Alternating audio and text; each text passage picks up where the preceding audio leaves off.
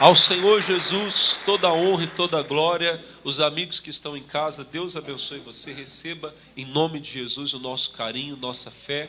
E gostaria que você ficasse comigo nessa reunião, porque certamente Deus vai falar ao seu coração em nome de Jesus, tá bom? Deus vai falar com você, você vai sair daqui muito abençoado. Aliás, quando essa reunião terminar, você vai ser muito abençoado. E os irmãos que estão aqui na igreja, quando saírem daqui, vão sair abençoados. Amém? Amém, pessoal? Porque hoje, com certeza, não foi à toa que você veio. Foi o Espírito Santo que trouxe você para falar ao seu coração e para te dar vitória. Amém, Jesus? Irmãos, tem uma coisa que há alguns dias ela é sempre voltada aqui ao meu coração. Estava falando com a igreja, pessoal. Eu comecei uma mensagem nas reuniões de quarta-feira. E eu fui falando sobre esse assunto e depois eu dei uma pausa. E hoje eu estou entendendo aqui o propósito de Deus, porque nós vamos falar sobre isso aqui no domingo, mas sobre uma perspectiva muito maior. Você vai ver que Deus vai falar bastante com você. Abre a sua Bíblia lá em Gálatas, por favor, no capítulo 3. Gálatas, capítulo 3. Em nome de Jesus. Amém? Lá no versículo de número 23, nós vamos começar aqui. Gálatas, capítulo 3, verso 23. Os irmãos que têm um pouquinho de dificuldade com a Bíblia, vocês vão acompanhando comigo aqui pelos monitores, que tudo que eu falo eles vão passando aqui, tá bom? Em nome de Jesus. Gálatas, capítulo 3, versículo de número 23. Quem achou, diga glória a Deus. A palavra de Deus diz assim, irmãos, 3:23 diz: mas antes que a fé viesse, estávamos guardados debaixo da lei e encerrados para aquela fé que se havia de manifestar. Olhem para mim, irmãos. A Bíblia diz que nós estávamos sendo guardados por Deus. Deus estava preparando algo muito importante para nos entregar, para nos dar. E antes que esse algo especial viesse, Deus nos guardou através da lei. Eu vou falar um pouquinho com vocês sobre a lei. Mas então, depois de muito tempo nós guardados por essa lei, Deus nos deu a fé. E é por essa fé, por ela que nós temos que viver hoje. E a Bíblia diz, irmão, que essa fé é a vitória que vence o mundo. Você, irmão, que ainda não aprendeu a ser uma pessoa de fé, a andar pela fé, você ainda não conseguiu vencer. Não de verdade. Mas no momento que você entender a fé, que você entender que aquilo que Deus fala é a verdade, e você crê e começar a viver por aquilo, você vai viver num outro patamar. Você vai ter um outro tipo de vida. Você vai conseguir agradar a Deus. Amém? Você vai conseguir agradar a Deus, viver a vida que Deus quer que você viva. E você vai alcançar aquilo que você quer alcançar de Deus. Irmão, ninguém quer viver no sofrimento. Ninguém quer viver na derrota, no fracasso, na doença, na miséria, no pecado, no vício. Ninguém quer viver desse jeito. Mas a pessoa, irmão, não consegue se libertar até que ela aprenda a viver pela fé. Nós passamos gerações guardados por Deus pela lei, mas Deus estava preparando a fé para nos dar. Aí o versículo 24 diz: de maneira que a lei nos serviu de aio para nos conduzir a Cristo, para que pela fé fôssemos justificados. A palavra de Deus está nos dizendo que a lei nos serviu de aio. O que é um aio? O aio, ele era um servo, um empregado, na Bíblia, no tempo que a Bíblia foi escrita, que cuidava de crianças. A palavra aqui, no texto original, a palavra grega que nós traduzimos por aio, é a palavra pedagogos, que você sabe muito bem, a pedagogia é aquela ciência, vamos dizer assim, que tem a ver com o ensinar as crianças. Aquela moça, ou pode ser também aquele rapaz, mas é mais as mulheres que têm vamos dizer assim, esse interesse. Quando elas entram numa faculdade para estudar a pedagogia, qual é o propósito dela? É educar depois quem? As crianças.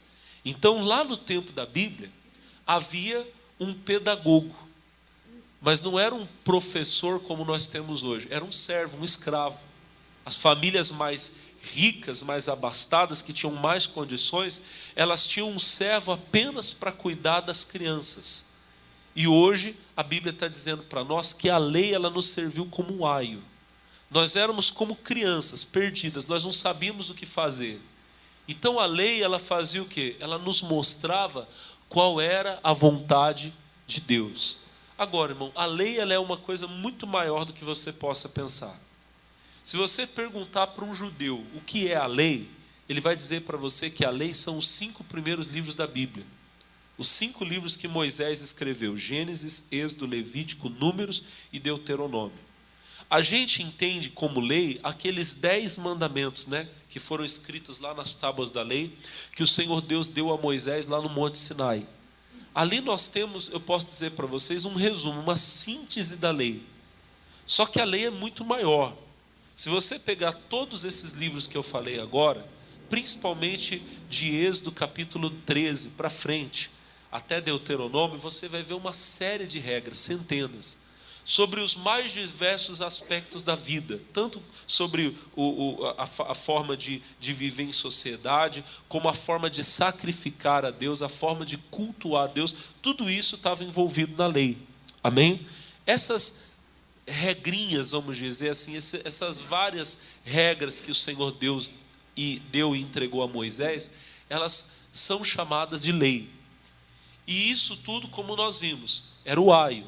Era para a gente entender, essa é a vontade de Deus. Deus quer que eu ande dessa forma. Deus quer que eu me comporte dessa maneira. E a Bíblia diz que a lei, ela teve uma boa serventia. Ela nos ensinava o que Deus queria até que viesse a fé. Agora que a fé veio, nós já não estamos mais debaixo de aio. O versículo 25 vai dizer assim: mas depois que a fé veio, já não estamos debaixo de aio, porque todos sois filhos de Deus pela fé em Jesus. Deixa eu só abrir um parênteses aqui. Nós somos todos filhos de Deus através da fé em Jesus Cristo.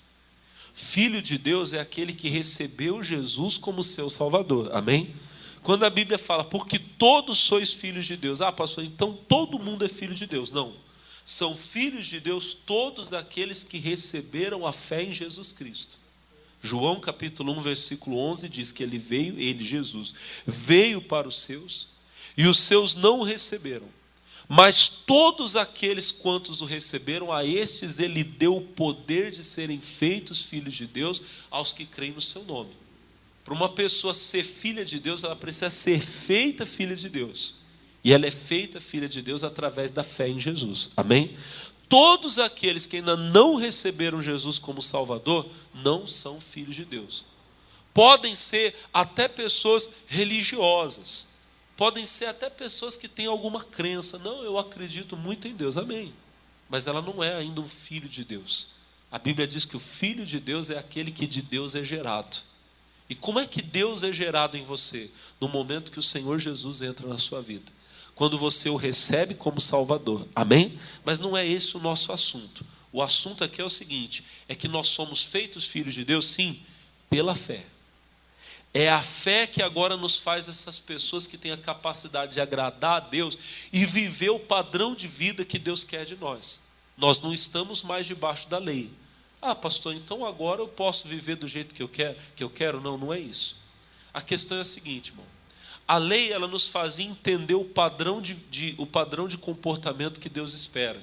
O padrão moral que Deus tem para nós. Através da lei nós descobrimos que o adultério é pecado. Que roubar é pecado. Que o mentir é pecado. Amém?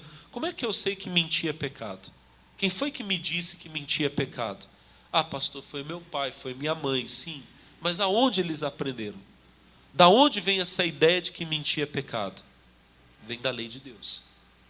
Todos que hoje ensinam que mentir é pecado, ensinam porque um dia Deus falou isso e colocou isso na lei dele.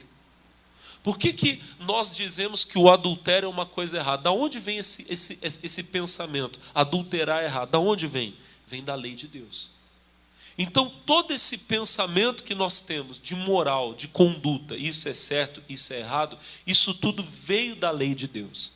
A lei nos faz ter consciência do que Deus quer e do que Deus não quer. E no momento que eu sei o que Deus quer e eu sei o que Deus não quer, eu passo a entender o que é o pecado. O pecado é toda transgressão à lei de Deus, à vontade de Deus, ao padrão que Deus estabeleceu para o povo dele. Amém? Nesse sentido, a lei é muito boa. Ela me faz entender o que Deus quer, só que tem um problema. Nós, irmãos, por natureza, nós somos desobedientes à lei de Deus. A Bíblia fala lá em Efésios 2:2, se eu não me engano, que nós somos, irmãos, filhos da desobediência. Nós nascemos assim. A pessoa, quando ela vai crescendo, não demora muito, ela aprende a mentir. Aquela criança, ela sabe, se eu fizer tal coisa, vai ter uma punição. Então a mamãe chega e pergunta, quem fez? Ela, não fui eu, não. Ninguém precisa ensinar ela a mentir, não demora muito, ela já começa. E junto com isso vem outras coisas. Isso é a nossa natureza. Então olha para o pastor, a lei nos faz entender o pecado, mas ela não nos dá a capacidade de não pecar. Então todos nós somos pecadores. Irmãos, isso é muito sério. O nosso irmão Tiago, ele escreve que se você transgredir um só mandamento da lei de Deus, você se tornou culpado em toda a lei de Deus. Então talvez alguém vai dizer, pastor, eu nunca roubei, eu nunca matei. Pois é, mas uma mentira que você tenha contado faz de você culpado em toda a lei. Vamos dizer assim, um olhar cobiçoso. Porque a Bíblia diz, não cobiçarás nem a casa do teu próximo, nem a mulher do teu próximo, e tudo mais que o teu próximo possui. Se algum dia você olhou e falou, rapaz, bem que eu podia ter um carro desse, bem que eu podia ter uma vida dessa, você se tornou culpado não só nesse desvio, mas em toda a lei de Deus. Nós somos transgressores em toda a lei, culpados em toda a lei. Você é culpado, eu sou culpado. Amém? E não havia, irmão, nada que eu ou você pudéssemos fazer para nos salvar. Nós estávamos perdidos. Só que a Bíblia diz que Deus amou o mundo de tal maneira que deu o seu Filho unigênito, para que todo aquele que nele crê não pereça, mas tenha a vida eterna. Glória a Deus. Irmão, Deus amou você de tal maneira que Ele enviou Jesus para morrer por você. Ele sabia que eu e você nunca, nós jamais seríamos capazes de viver pela lei de Deus, obedecendo, sendo aquilo que Deus espera. Então Ele enviou aquele que podia, Ele enviou Jesus. E Jesus pagou o preço que eu e você jamais poderíamos pagar. Amém? E agora, glória a Deus, nós fomos salvos pela graça, mediante a fé. Amém? Como assim pela graça? O Senhor Jesus pagou o preço. Entenda bem, tudo que você compra, tudo que você tem, irmão, teve um preço. Você vai dizer assim, não, pastor, não teve. Essa roupa que eu estou usando eu ganhei de presente. Você ganhou, mas alguém pagou. É verdade ou não é? Esse sapato que você está usando, essa calça, essa blusa bonita que vocês estão usando, talvez você tenha ganhado do seu marido, da sua esposa, seu filho, seu pai, sua mãe, mas entenda bem, alguém pagou o preço. Olha para o irmão e fala, sempre tem alguém pagando o preço. E olha para o pastor, a salvação ela é gratuita para nós, mas ela custou o maior preço de todos, o preço mais alto. Custou o sangue do Filho de Deus. Ele veio, pagou esse preço, e agora, de graça, nós não precisamos mais pagar, porque Ele passou. Agora, de graça, nós podemos ter salvação, podemos ter vida eterna. E unicamente o que nós precisamos é crer no Filho de Deus. Pela fé no Filho de Deus, você é justificado. Louvado seja Deus. Romanos capítulo 8, verso 1 diz, portanto agora, nenhuma condenação há. Para quem? Para os que estão em Cristo Jesus. Que não andam segundo a carne, mas segundo o Espírito. Porque a lei do Espírito de vida em Cristo Jesus me libertou da lei do pecado e da morte. Glória a Deus. Antes nós estávamos debaixo da lei. E a lei era assim, pecou, morreu. Pecado, morte. Você é culpado? Acabou para você. Mas nós não estamos mais debaixo da lei do pecado e da morte. Agora nós estamos debaixo da lei do Espírito de vida em Cristo Jesus. E ela nos resgatou. Amém? Você não podia pagar o preço, mas Jesus pagou no seu lugar. E pela fé em Jesus você foi salvo. Nunca foi pelo seu mérito. Nunca foi pelo seu merecimento. Mas pelo merecimento do Filho de Deus, de Jesus, você foi salvo. Diga glória a Deus. Ah, pastor, então agora isso quer dizer que eu posso viver de qualquer jeito. Jesus já pagou o preço. Eu sou salvo pela fé, não é pela obediência à lei. Então isso quer dizer que eu posso viver pecando, eu posso fazer o que eu quiser? Não. Olha para o pastor. Aquele que é nascido de Deus não vive para o pecado. O segredo é esse. A Bíblia vai dizer para nós, deixa eu mostrar para você rapidinho, 3 passagens aqui. Romanos, capítulo de número 6. Abra a sua Bíblia lá. Isso aqui eu queria que você abrisse para você ver comigo. Romanos capítulo 6, versículo de número 1. Olha que palavra bonita. Eu vou até ler por aqui. Diz assim, que diremos, pois? Permaneceremos no pecado para que a graça de Deus seja mais abundante? Ou seja, eu posso agora continuar vivendo no pecado para que essa graça de Deus ela seja revelada em mim? Versículo 2, olha o que o Espírito Santo fala. De modo nenhum. Não tem como, irmão. Nós que estamos mortos para o pecado, como viveremos ainda? Nele. Irmão, no sacrifício de Jesus nós morremos para o pecado. Na ressurreição dele nós ressuscitamos para viver uma nova vida. Como é que agora eu vou viver no pecado, irmão? Quem está em Cristo não é mais um pecador. Pastor, mas então isso quer dizer que Jesus pagou o preço. Olha que coisa séria, isso aqui que eu vou falar para você é muito importante. Jesus pagou o preço pelo pecado, porque eu não podia pagar, mas Ele espera que eu continue pagando do mesmo jeito, sendo obediente à lei. Olha para o pastor, agora, obedecer à lei passou a ser a nossa natureza, porque nós somos novas criaturas em Deus. Abra a sua Bíblia agora você volta lá para Gálatas, olha que palavra bonita. Gálatas é depois. 2 Coríntios capítulo 5, versículo 17. Que palavra linda. O que está escrito? Porque se alguém está em Cristo, nova criatura é. E as coisas velhas? E tudo se fez o quê? Eis que tudo se fez novo. Irmão, você não é mais aquela pessoa que você foi no passado. A velha criatura que vivia no pecado. Toda pessoa que diz assim, eu sou de Jesus, mas ela continua vivendo na prostituição, na mentira, em qualquer tipo de transgressão, irmão, essa pessoa não nasceu de novo. Nós agora sendo novas criaturas, que Jesus fez isso em nós através do sacrifício dele lá na cruz, diga glória a Deus, agora nós vivemos uma outra vida. As coisas velhas já passaram. Se você ainda tem, olha para o pastor, se você ainda tem o interesse nas coisas velhas, significa que você não nasceu de novo. Entenda bem, a capacidade de pecar eu tenho, você tem. Enquanto nós estivermos vivendo nesse mundo e vivendo nesse corpo, nós ainda continuamos sendo capazes de mentir. Nós ainda continuamos sendo capazes de se prostituir. Quando eu falo prostituição, eu sempre gosto de lembrar uma coisa. A prostituição não é só quando uma pessoa vende o corpo, tá, irmão? Não é só quando alguém vai para uma esquina aí e se vende por, sei lá por que valor. A prostituição é todo pecado de natureza sexual. O homem só pode coabitar com uma mulher, só pode se deitar com uma mulher se ela for esposa dele. Fora disso, é prostituição. Aí existem vários tipos de prostituição. O homem casado que se relaciona com uma mulher que não é a esposa dele, ele é adúltero. 2 pessoas solteiras que se relacionam, elas estão fornicando. Tudo isso é prostituição. Aprende isso aqui, que isso aqui é muito sério. Agora olha para o pastor. Nós que somos de Deus, nós ainda temos em nós, no nosso corpo, na nossa carne, a capacidade de pecar? Sim.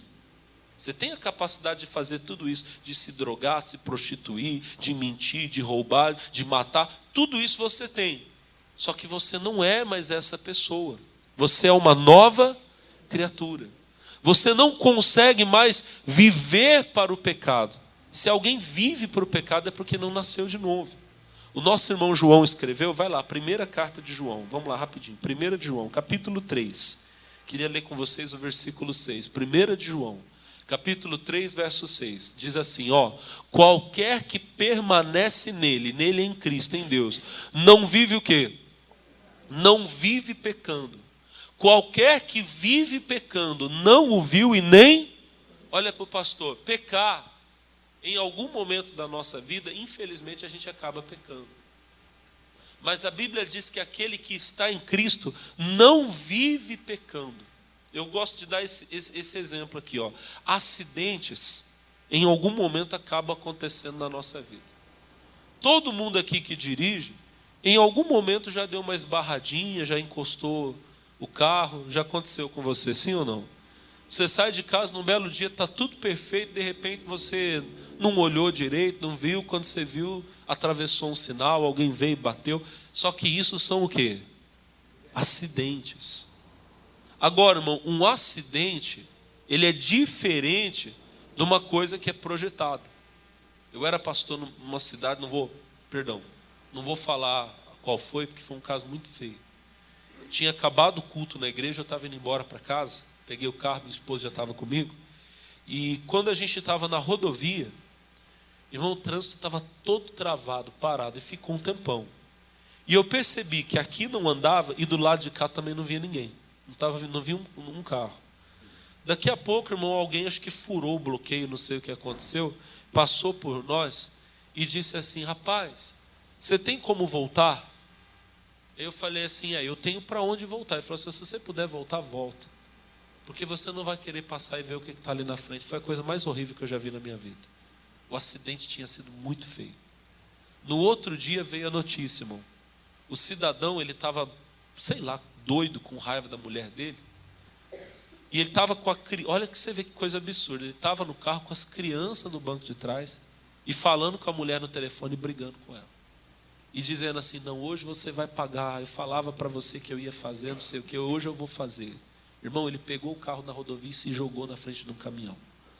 Matou todo mundo. Me perdoa, irmãos, isso foi um acidente? Não, isso não foi um acidente. Isso foi uma coisa premeditada.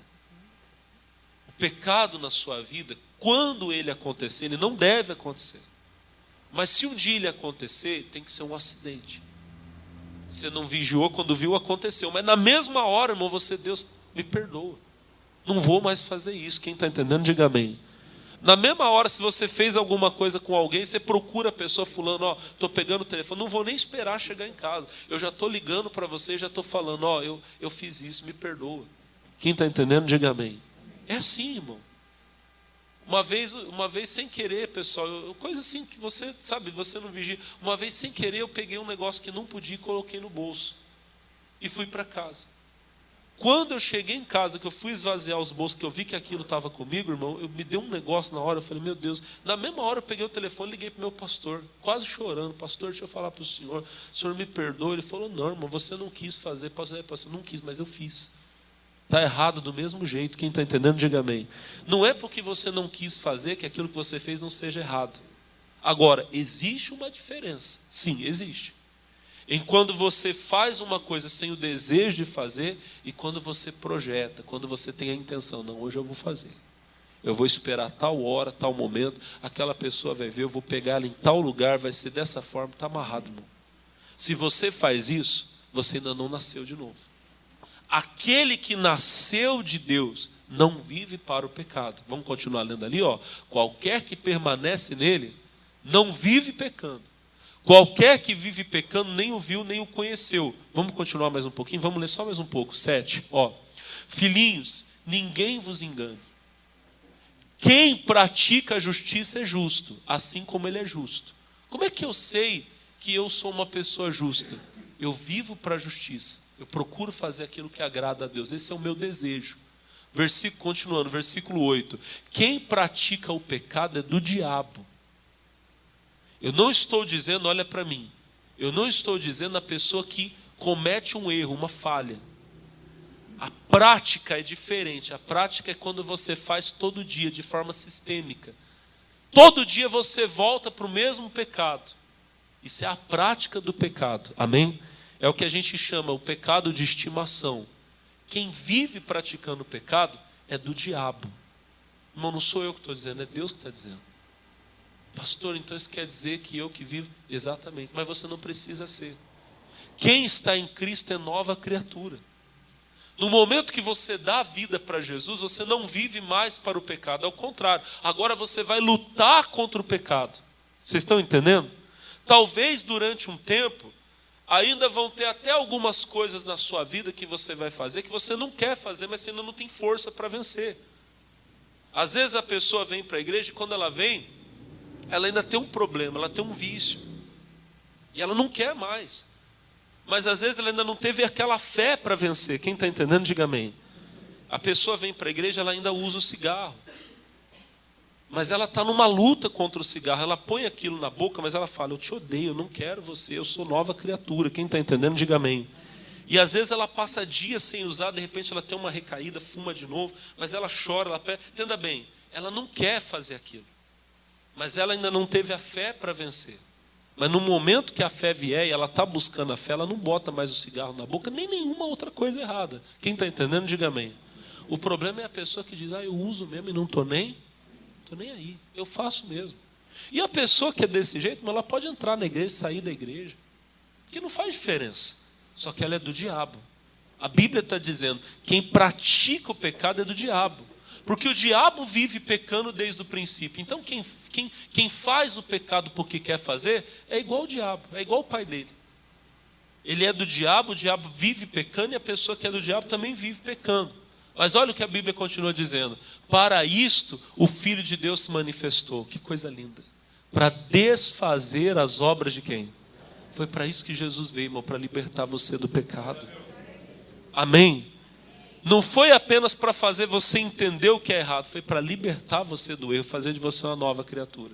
Aí a gente termina hoje aqui no 9, aqui essa parte. Qualquer que é nascido de Deus não vive na prática do pecado. Lembre-se disso. Quem nasceu de Deus, quem é de Jesus, ele pode errar? Pode. Mas ele não vive, olha para o pastor, na prática do pecado. E olha para mim, irmão. Quanto mais você se aproxima de Deus, mais longe do pecado você vai viver. Quem está entendendo, diga glória a Deus. Olha que coisa linda, para a gente terminar. Porque a sua semente permanece nele. E não pode viver pecando porque é nascido. Eu falei para a igreja essa semana: se Deus está em você, se você é uma nova criatura, você não vai conseguir viver na prática do pecado. Não vai.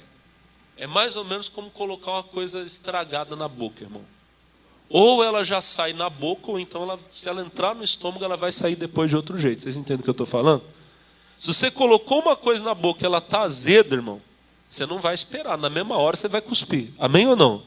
Sim ou não? Na mesma hora. Mas se numa loucura você decidir colocar aquilo para dentro, você sabe que lá dentro o negócio vai azedar. É verdade ou não é? Daqui a pouco, irmão, você está passando mal, você vai chegar para alguém e falar: desculpa, licença, eu estou passando mal. Você vai no banheiro, num outro lugar, e você vai pôr aquilo para fora, porque você não consegue segurar aquilo. Quem é de Deus não consegue viver com o pecado. Só de sentir o gosto você já põe para fora. Amém? E se numa loucura você chegou a ingerir aquilo, o pastor entrou, mas você não consegue viver com aquilo. Você sabe. Se você se chateou com alguém, aquele negócio vai ficar remoendo no seu coração. Você não dorme à noite. Ih, pastor, eu não estou nem aí. Eu faço maldade com os outros, eu brigo, eu xingo, eu durmo muito bem. Você está mal, irmão. A pior coisa que pode haver para alguém é alguém viver em paz com o pecado. Quem é de Cristo não vive em paz com o pecado. Ele põe a cabeça no travesseiro, mas ele não dorme. Ele vira para um lado, vira para o outro. Fala: Jesus, não podia ter falado aquilo para minha esposa. Não podia ter feito aquilo que eu fiz com fulano. Eu peguei um negócio, eu menti para ele na cara dele. Não, eu não posso. No outro dia você levanta, irmão, e você chega na pessoa na mesma hora: Deus, eu vim aqui. Irmão, quem é de Deus sabe o que eu estou falando. Vou contar um caso aqui, coisa minha, não é para me exibir, é para fazer você entender como é que é. Eu estava, irmãos, pastoreando uma igreja, acho que eu posso até falar onde foi, em Suzano. Irmãos, e eu maltratei uma irmã num atendimento. Maltratei. Não foi intencional, mas eu maltratei. Ela trouxe uma pessoa para falar comigo, e ela ficava toda hora me interrompendo. Eu estava aqui conversando com a pessoa que ela trouxe, e ela ficava assim: não, pastor, mas eu sempre falo isso para ela. Tá bom, irmã. E eu tentando falar, e ela não sei o quê. Chegou uma hora que eu falei: irmã, eu nem sei por que a senhora trouxe ela. A senhora já fala tudo, acho que não precisa eu falar mais nada. Eu dei uma nela, irmão. Sabe, o velho Alex voltou uns 5 minutos ali, irmão. O desgraçado, eu afoguei ele na água do batismo, mas ele tentou nadar de vez em quando. Ele tenta, tem hora, irmão. O que aconteceu, irmão? Eu dei uma patada na irmã. Irmão, a irmã ficou até torta. Eu vi, irmão. De verdade, eu vi, irmão. Ela saiu assim de canto, assim, sentou na cadeira e ficou quietinha. E eu terminei de atender a pessoa aqui, orei pela pessoa. Quando a pessoa saiu, ela falou assim: rapaz, pastor, ele saiu quietinho. Irmão, mas eu fiquei mal. Eu fiquei com aquilo: Jesus, por que eu fiz isso? Eu acho que isso foi uma segunda-feira. Eu vou falar para vocês que eu acho que foi uma segunda, porque eu tinha culto bom na segunda-feira, e a outra coisa que eu fiz foi na quarta. Eu fiquei segunda e terça ruim, irmão, fiquei mal. Sabe, toda hora eu ficava com aquele negócio na cabeça, puxa, eu não podia ter feito aquilo com a irmã, trocado a ferradura, não podia. Irmão, na quarta-feira, eu fui para a igreja pregar, o meu culto de quarta-feira de manhã era um culto bom. Tinha bastante gente assim na igreja lá. Quando eu chego para pregar, irmão, ela está sentada. Normalmente, ela era aquela pessoa que sentava bem na frente, ela estava sentada lá no meio. Eu já percebi, irmão. E vou falar para você, irmão, experiência. Crente que senta na frente, daqui a pouco senta no meio, daqui a pouco ele vai sentar atrás, daqui a pouco ele está na rua. É experiência, irmão, de 20 e tantos anos servindo. Não estou falando de vocês que estão sentados aí atrás, não, tá, irmão? Vocês são todos uns evangélicos abençoados. Eu estou falando, olha aqui para o pastor, eu estou falando assim, eu estou falando do processo. A pessoa que gosta de ficar aqui, ela gosta de ficar aqui, se ela começa a pular para trás, você já pode saber, alguma coisa não está boa. Experiência de pastor, de crente, tá, irmão? Daqui a pouco ela vai estar lá atrás, e daqui a pouco você encontra ela lá no bar, lá, marvada pinga, que não vai demorar muito. Irmão, olha para mim, coisa séria que eu estou falando para você, é desse jeito. E eu vi a irmã no meio. Gente, o obreiro que estava abrindo o culto para mim, ele terminou, passou para mim, eu fiz uma oração e falei, irmãos, antes de pregar eu preciso fazer uma coisa. Eu falei assim com a irmã na frente de todo mundo, falei, irmã, eu maltratei a senhora aquele dia. Eu podia ter esperado o culto acabar e podia ter chamado ela. Eu pedi perdão para ela na frente da igreja inteira. Falei, irmã, me perdoa, eu fui grosso com a senhora, eu sou homem de Deus. Não. Irmão, a irmã levantou chorando e veio me abraçar. Ah, pastor, o senhor é de Deus, glória a Deus. Amém? Pessoal, a irmã assistiu o culto feliz. Hoje ela é, se eu não sei, mas acho que ela é até obreira lá, hoje, glória a Deus. O que eu quero que você entenda, irmão? Quem é de Deus não consegue viver. Se você está muito tranquilo com o pecado, você não está bem, não. Mas olha para o pastor, tudo isso que eu falei para você é uma introdução. Porque o assunto que eu quero trazer é outro. Olha para mim. O pecado continua sendo pecado. Aquilo que a lei revela que é errado, continua sendo. Amém? Pela lei de Deus nós entendemos que idolatrar é pecado, que blasfemar é pecado.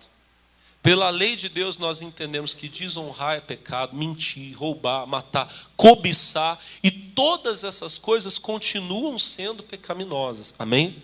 Mas nós somos justificados pela graça.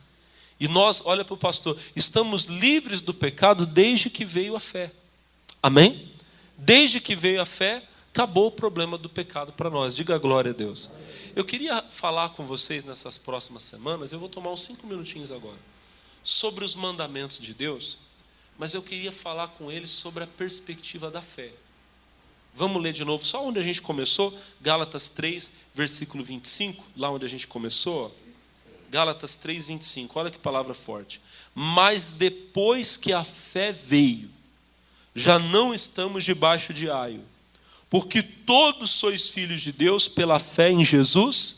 Pela fé você foi feito um filho de Deus. Pela fé você vive como um filho de Deus. Então, antes a lei ela era o aio. Ela era o empregado que dizia, mentir é feio, roubar é feio. Amém? Nós éramos crianças. E agora? Agora que nós somos da fé, a lei não vale mais nada? Não. Ela continua nos revelando qual é a vontade de Deus. Mas agora nós somos filhos. Vivemos como filhos pela fé. Diga amém. Então nós temos que olhar aquela lei de Deus, aqueles mandamentos de Deus, sobre uma outra perspectiva, sobre a perspectiva da fé. Agora que eu sou da fé, agora que eu sou um filho de Deus e vivo pela fé, o que a lei significa para mim? Vamos lá rapidinho para Êxodo capítulo 20. O que eu vou mostrar para você aqui está em 2 passagens da Bíblia. Está em Êxodo 20 e está em Deuteronômio capítulo 5. A palavra Deuteronômio significa repetição da lei. Então, a maioria dos mandamentos que você encontra em Êxodo, Levítico, você vai encontrá-los depois de outra forma em Deuteronômio. Mas eu quero ler com vocês em Êxodo. Amém? Essa passagem aqui é muito famosa. São os famosos 10 mandamentos. Todo mundo aqui já ouviu falar deles. Êxodo capítulo 20. Quem achou, diga amém. Eu vou ler com vocês, irmãos, bem rapidinho os mandamentos, tá bom? Vamos ler comigo? Capítulo 20, a gente vai ler do 1 até o versículo de número 17. Diz assim, Então falou Deus todas essas palavras, dizendo, Eu sou o Senhor teu Deus, que te tirei da terra do Egito, da casa da servidão. 3. Não terás outros deuses diante de mim.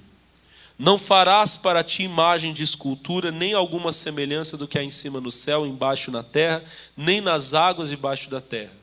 Não te encurvarás a elas, não as servirás, porque eu, Senhor teu Deus, sou Deus zeloso, que visita a maldade dos pais nos filhos até a 3ª e 4ª geração daqueles que me amam, e faço misericórdia em milhares aos que me amam e guardam os meus. Esses aqui são os 2 primeiros mandamentos. 3º, 7. Não tomarás o nome do Senhor teu Deus em vão, porque o Senhor teu Deus não terá por inocente o que tomar o seu nome em vão. 8. 4º mandamento. Lembra-te do dia do sábado para o santificar. 6 dias trabalharás, farás toda a sua obra, mas o 7º dia é o sábado do Senhor teu Deus. Não fará nenhuma obra, nem tu, nem teu filho, nem tua filha, nem teu servo, nem tua serva, nem teu animal, nem teu estrangeiro que está dentro das suas portas, porque em 6 dias fez o Senhor o céu, a terra, o mar e tudo que neles há, ao 7º dia descansou. Portanto, abençoou o Senhor Deus o dia do sábado e santificou. 5º mandamento: honra teu pai e a tua mãe, para que se prolonguem os teus dias na terra que o Senhor teu Deus te dá. 13, o versículo 13, é o 6º mandamento. Não matarás. 7º mandamento: não adulterarás. 8º mandamento: não furtarás. 9º mandamento: não dirás falso testemunho contra o teu próximo. E o 10º mandamento, versículo 17: não cobiçarás a casa do teu próximo. Não cobiçarás a mulher do teu próximo, nem o seu servo, nem a sua serva, nem o seu boi, nem o seu jumento, nem coisa alguma do teu próximo. Esses aqui são os 10 mandamentos. Amém? Eles revelam o padrão moral de Deus para o homem. Deus não quer que o homem adultere, Deus não quer que o homem minta, Deus não quer que o homem cobice aquilo que não é dele. Esse é o padrão de Deus para o homem. Diga amém. Mas eu disse para você que nós vamos olhar esses mandamentos sobre a perspectiva da fé. Vamos começar no primeiro mandamento, que é só o que vai dar tempo de eu falar hoje com você, e eu já estou até atrasado. Capítulo 20, versículo 2. O primeiro mandamento está aqui, ó. Eu sou o Senhor teu Deus, que te tirei da terra do Egito, da casa da servidão. Versículo 3, primeiro mandamento: não terás outros deuses diante de mim. Irmão, é muito simples você entender isso aqui. Ele é o único Deus. E ele deve ser servido e adorado como o único Deus e o único Senhor. No versículo 2 ele diz: eu sou o Senhor, não tem outro. Ele é o Senhor. Foi ele quem nos tirou do Egito, o povo de Israel do Egito. Ele nos tirou do pecado, da escravidão na qual nós vivíamos. E no versículo 3 ele diz: não terás outros deuses diante de mim. Amém? Só uma observação que alguém pode fazer. Pastor, antes, quando eu era criança, e eu fiz lá, alguém pode falar isso, e eu fiz lá a catequese, me ensinaram que o primeiro mandamento é amar a Deus sobre todas as coisas. Como é que é, pastor? Esse não é o primeiro mandamento? Não como está na Bíblia. É claro que amar a Deus sobre todas as coisas é um mandamento. Inclusive, uma vez perguntaram para Jesus: qual é o maior mandamento da lei? E Jesus citou: o maior mandamento é esse: amarás o Senhor teu Deus de todo o teu, com toda a tua força, de todo o teu entendimento. Esse mandamento está citado numa outra parte da lei, mas Jesus diz que ele é o maior mandamento, e Jesus diz que o segundo é semelhante a ele, que é amar o próximo como a si mesmo. Amém? Mas se nós formos olhar para os 10 mandamentos, não aparece essa palavra: amarás o Senhor teu Deus de todo o teu coração. Não aparece. O primeiro mandamento é: não terás outros deuses diante de mim. Pastor, mas então por que eu aprendi diferente quando eu era criança? Provavelmente porque quando os nossos amigos católicos, eles foram criar a doutrina deles, eles viram que se eles fossem ensinar os mandamentos como eles são, os mandamentos iriam entrar em conflito com algumas práticas que eles têm. Então eles pegaram o primeiro e o segundo mandamento, e eles tiraram, fizeram uma adaptação: amarás ao Senhor teu Deus de todo o coração, é assim que você aprendeu. O segundo mandamento eles praticamente excluíram, porque o segundo mandamento está aqui, ó, no versículo de número 4. Não farás para ti imagem de escultura. Amém? Olha para o pastor. Os católicos, eles obedecem o primeiro mandamento. Obedece. Se você perguntar quantos deuses existem, eles vão dizer, só existe um Deus, o único Deus, o Deus e Pai de nosso Senhor Jesus Cristo. Nisso eles estão corretos, amém? Mas não é novidade para nós que eles pecam no segundo mandamento, quando a Bíblia diz, não farás para ti imagem de escultura. Eles vão dizer que não, mas aquelas imagens não são para idolatria. E olha para o pastor, na teoria da doutrina deles realmente não é. O objetivo daquilo ali é didático. Eles vão dizer assim, não, aquela imagem é igual a foto que você tem do seu pai e da sua mãe. E no que eles ensinam e falam, realmente é. Mas nós sabemos que na prática não é assim. Na prática existe uma idolatria, porque aquilo é venerado, a pessoa carrega, canta para aquilo, ora, beija o pé da imagem. Eu já fiz isso, quem já fez aqui? Então nós sabemos, olha para o pastor, que na teoria não existe idolatria, na prática existe, amém? Mas não vamos falar disso aqui hoje não, tá bom, pessoal? E se alguém tiver alguma dúvida, eu estou aberto para você perguntar para mim, conversar comigo, acabou o culto, pode vir, que eu tiro essa dúvida sua em nome de Jesus, tá bom? Agora olha para o pastor, vamos falar do primeiro mandamento sobre a perspectiva da fé. Ele é o único Deus, e ele está dizendo, não coloque outros deuses diante de mim. Colocar diante é colocar na frente. Irmão, você sabe que tem muita gente que diz que é de Deus, mas ela tem um temor por outros deuses. Hebreus capítulo 11, versículo 6 diz, sem fé é impossível agradar a Deus. Porque é necessário que aquele que se aproxima de Deus creia que Ele existe e que Ele é galardoador daqueles que o buscam. Você tem que crer que Deus existe, mas olha para mim, você tem que crer no poder de Deus também. Se você acredita que há um Deus, mas você não acredita no poder dele, que ele é um galardoador, que ele recompensa você, você também está pecando. E às vezes, irmão, por incrível que pareça, olha para mim, você acredita mais no poder do diabo do que no poder de Deus. Você está colocando, não fica assustado, tem muito crente que está colocando o diabo na frente de Deus. Pastor, mentira, verdade. Tem gente que vive temendo a doença, a miséria, a crise. Não pode ouvir falar de uma coisa ruim que a pessoa treme. Sabe por que você treme diante do problema? Porque, por mais que possa parecer ser inconsciente, mas é uma verdade, você acredita mais no poder daquele demônio que coloca aquilo. Eu já falei várias vezes aqui, irmão. A pessoa chega aqui na igreja, pastor, ora por mim. Eu oro pela pessoa e a pessoa, tá bom, pastor, continua orando por mim. Que a luta é grande. Não estou desfazendo de quem faz isso não, tá, irmão? Mas você vê que a pessoa não acredita muito na oração. Não tem nada mais poderoso do que esse poder que a gente usa na oração. E a gente não precisa falar muito não. Uma palavra já tem um poder tremendo. Mas a pessoa sai da igreja desanimada. A luta está difícil. Agora, irmão, se o feiticeiro pegar e falar assim, vou botar teu nome na boca do sapo, a pessoa acredita, irmão. Mas acredita com força. Só de falar... vou botar, o cidadão nem precisa colocar, só dele colocar a pessoa já começa a ver vulto, ouvir voz, já começa a sonhar com o bicho vindo buscar ela, vem te buscar. E a pessoa já, sabe por quê? Porque ela acredita, irmão. Ela vem aqui na igreja desesperada, pastor, ora, jejua por mim, pelo amor de Deus, porque quem falou que vai botar, pastor? Irmão, vocês estão entendendo? Você está colocando outros deuses diante do Senhor. Você está dizendo que o Deus que o feiticeiro serve, você está dizendo que o Deus dele é mais forte que o seu Deus. Quando isso é a maior mentira, irmão. 1 João 4,4, filhinhos, já os tendes vencido. Por quê? Porque maior é o que está em nós do que aquele que está no mundo. O Deus que eu sirvo é maior, mas eu olho para o Deus que coloca a doença como se ele fosse maior. Tem gente, irmão, que se o médico falar é câncer, ela já fala, morri. Sabe por quê? Porque para ela aquilo ali não tem solução. O Deus que coloca o câncer lá, o demônio que coloca o câncer, para ela é mais forte do que o Deus que cura. Você está entendendo que você está pecando no primeiro mandamento? Talvez você nunca percebeu isso. Irmão, Ele é o único Deus. E Ele é todo poderoso, diga amém. Pior do que isso, irmão, é que tem muita gente que está colocando o homem como um Deus na vida dela. Eu não tenho nada na vida por causa do meu pai. Não tenho nada na vida por causa da minha mãe.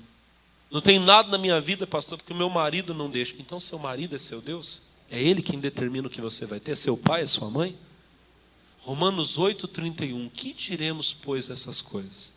Se Deus é por nós, se Deus é por nós, igreja, irmão, se Deus é com você, quem é que é maior que você? Isaías 43, verso 13. Olha que isso aqui, você conhece, isso aqui é forte demais, irmão. Isaías 43, 13. Olha que palavra forte. Ainda, antes que houvesse dia, eu sou. Aleluia. Ninguém há que possa escapar da minha mão, irmão. Quando ele decide fazer, quem é que vai impedir? Olha o que diz ele. Operando eu. Irmão, o poder está nas mãos do nosso Deus. Só que você anda dizendo por aí que o seu marido está impedindo o agir de Deus. Eu não tenho dinheiro porque o meu patrão não olha para mim. Então o seu patrão é Deus agora. Porque você está dizendo que ele está impedindo o agir de Deus na sua vida. Deus está dizendo, agindo eu, quem impedirá? Irmão, para de colocar a sua vida na mão do homem. De dizer que o homem é o seu Deus. Porque é exatamente isso. O obreiro que está na igreja e fala, eu não cresço no ministério porque o pastor me impede, o pastor me amarra. Então eu virei Deus agora? Irmão, eu posso falar uma coisa para você? Eu posso até não gostar, não existe isso, tá, irmão? Eu nunca vi um pastor não gostar do obreiro, eu nunca vi. Se você já viu, me desculpa você ter visto esse tipo de coisa. Eu aqui, por exemplo, eu amo todos eles absurdamente, eu sei que eles sentem esse amor, não é verdade, obreiros? Né, obreiros? Na verdade, não é, Rogério? Né? Ele olha para mim, ele sente o meu olhar apaixonado, né, pela vida dele em Cristo, aleluia. Todos os obreiros aqui, amém, irmãos obreiros, glória a Deus. Mas olha para o pastor, voltando aqui para a mensagem. Se algum dia algum pastor por aí não gostou do obreiro, pode dizer, irmão, ainda que eu não gostasse, quem sou eu para impedir ele de crescer? Se Deus é com ele, amém, irmão? Se um obreiro começar a ser usado por Deus, irmão, começar a curar os enfermos, expulsar os demônios, pregar com unção, eu posso fazer de tudo para atrapalhar ele, ele vai crescer do mesmo jeito. Amém? Do mesmo jeito. O primeiro culto que o meu pastor me deu para pregar, quando eu era obreiro, pessoal, ele me deu o primeiro culto, foi num sábado, meio-dia. E os pessoal olhava para mim e falava, não vai vir ninguém. Começou a vir um monte de gente. Aí meu pastor me deu o culto de sábado à noite. Aí o culto cresceu. Daqui a pouco ele me deu terça, me deu quinta, me deu sábado, me deu todo dia. Quando ele não pregava, era eu que pregava.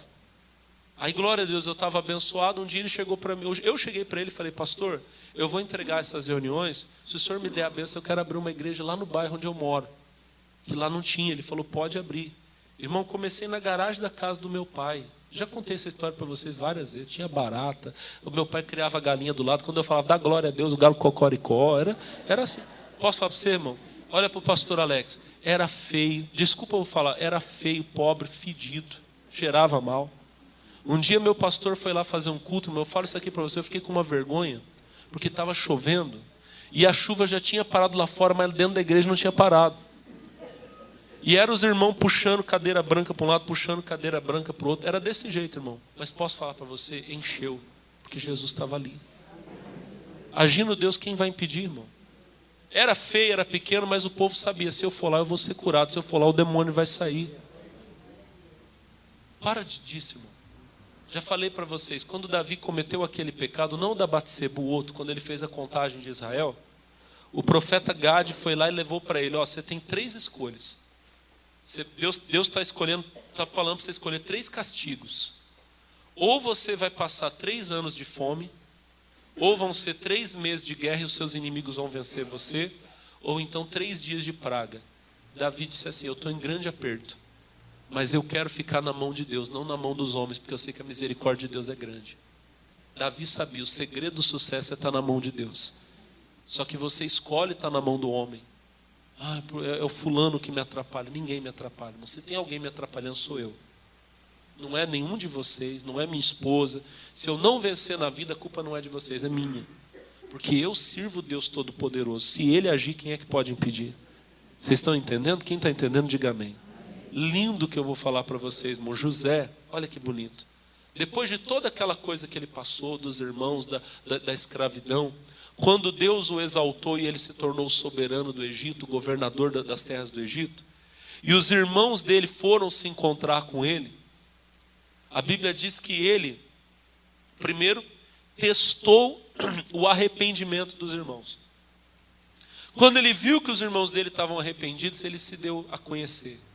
Ele se revelou, ele olhou para os irmãos e disse, eu sou José. E os irmãos ficaram assim, de queixo caído, que José?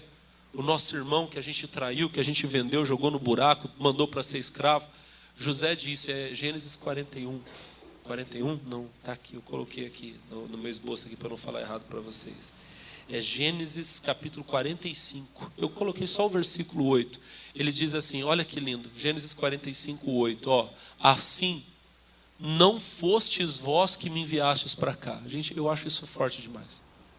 Mas Deus que me tem posto por pai de Faraó. José não olhou para os irmãos dele e disse, foram vocês que me mandaram para cá. Ele disse, foi Deus que me mandou para cá. Em momento algum, José aceitou que a vida dele estivesse na mão dos irmãos. Não são seus irmãos que determinam o seu futuro. Não é sua família. É Deus quem determina o seu futuro. A minha vida não está na mão do homem. A sua vida não está na mão do homem. A nossa vida está na mão de quem? De Deus. Então pare de colocar outros deuses diante de você. Colocar o homem diante de você. Eu nunca vou vencer na vida porque o pastor Alex não gosta de mim. Para com isso, irmão. Se Deus é por nós, quem será contra nós? Eu quero terminar lendo o Salmo 100. Eu sei que eu falei bastante, irmão. Mas eu quero terminar lendo o Salmo 100. Diz assim, ó, celebrai com júbilo ao Senhor. Versículo 1. Por favor, Salmo 100. Isso. Versículo de número 1. Todos os moradores da terra, servi ao Senhor com alegria. Versículo 2. Apresentai-vos a Ele com o quê? Pastor, como que eu vou ter alegria? Como que eu vou servir a Deus com alegria? Versículo 3. Sabei que o Senhor é Deus. Você quer ter alegria? É só você saber que Ele é Deus. Mas tem hora que você parece que não está sabendo, irmão. Quando você sabe que Ele é Deus, você não tem. Me diga glória a Deus. Irmãos, vamos orar porque Ele é Deus. Amém? E hoje todo mundo vai sair daqui com a bênção. Quem vai sair daqui abençoado? Diga, eu vou. Em nome de Jesus. Amém? Fiquem de pé, minhas irmãs, meus irmãos. E hoje você vai sair daqui livre daquilo que te oprime, daquilo que te atrapalha. Você vai sair daqui curado, liberto, salvo em nome de Jesus. Diga glória a Deus. Levante as suas mãos, minha irmã, levante as suas mãos, meu irmão, nesse momento. Em nome de Jesus. E pela fé você vai receber o poder de Deus agora. A unção dele vai descer na sua vida. E vai arrancar, vai destruir a doença.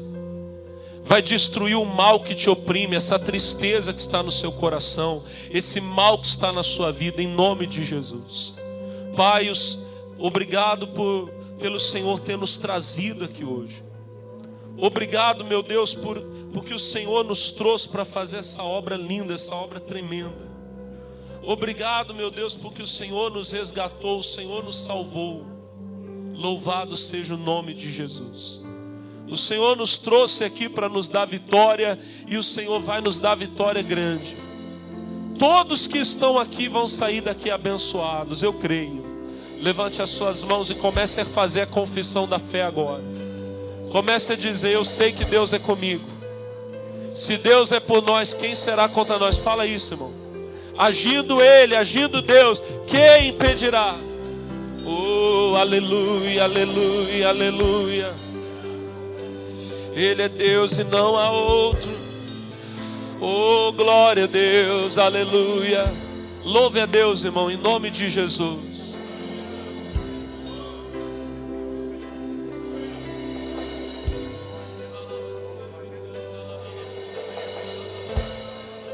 Oh, aleluia, aleluia, aleluia. Comece a dar glória a Deus.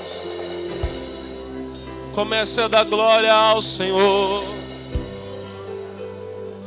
Pai, em nome de Jesus, obrigado.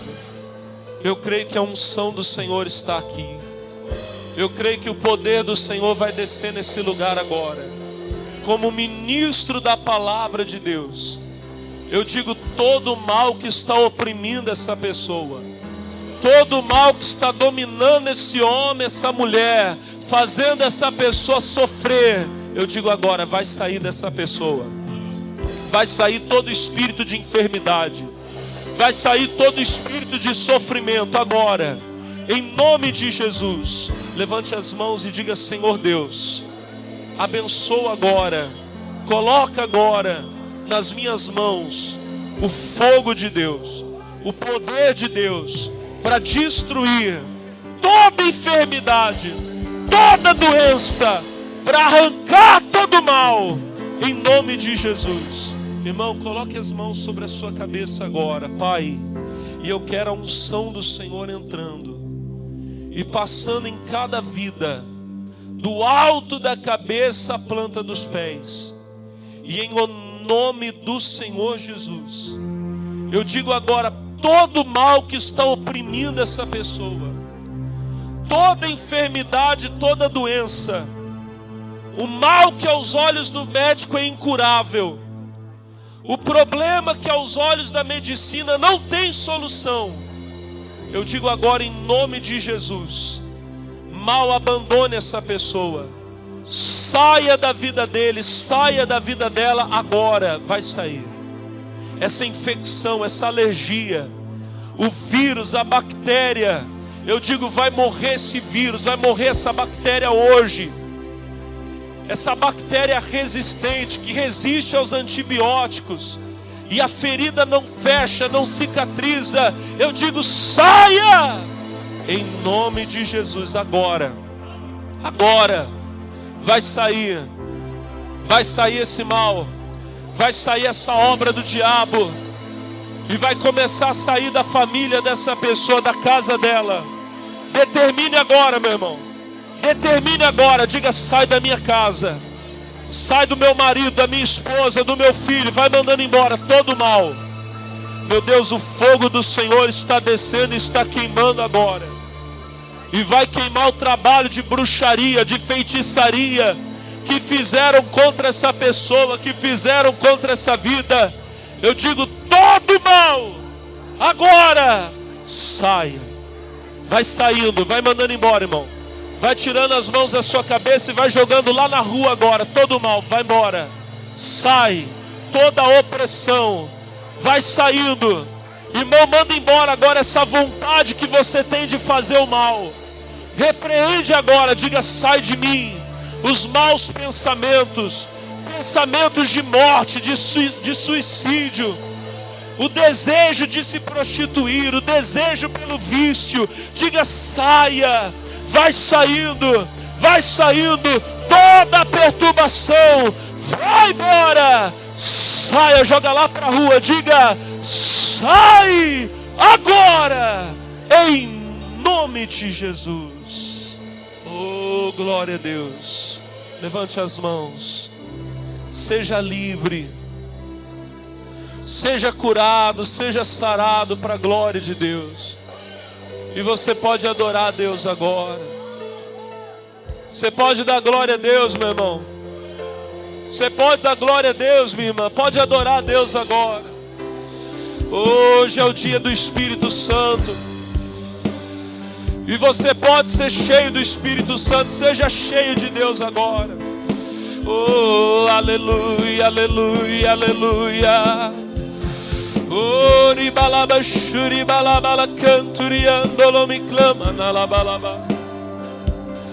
Oh, aleluia, aleluia, aleluia.